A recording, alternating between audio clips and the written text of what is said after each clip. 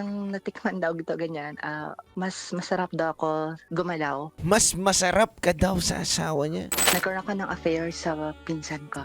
Actually, matagal eh. Umabot kami almost 10 and a half years. First time naman nangyari and then tuloy-tuloy na. Ano yun? Nasarapan kayo sa isa't isa, ganun ma'am? Alam mo kasi na ako lang, maliban sa asawa. Kilala niyo po at close niyo rin po ba yung asawa niya? Yes. Grabe. Ako yung parang best friend ng asawa niya. Lagi ako sa bahay nila before. Paano at gaano kadalas ang minsan na magtikiman kayo?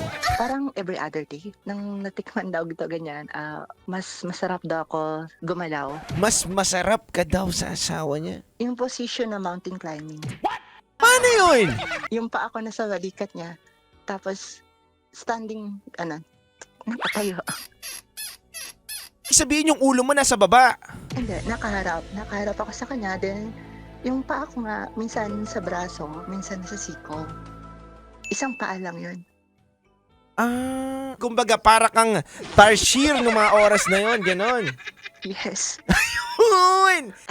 Sa madaling term, kung ang nagagawa ng babae is 6 lang na position, kami 8. Sarap manood ng radyo, no? Ginawa mo na talagang bisyo ang panonood sa amin, no? Umabot ka na rito eh. Kaya kung gusto mong tuloy-tuloy pa ang tawanan, Iyakan at kiligan, aba, i-like mo na ang video na ito. At mag-comment ka na rin, kabisyo. I-hit mo na rin ang notification bell para updated ka sa mga kaganapan namin dito sa Love Radio. kailangan pa bang i-memorize yan?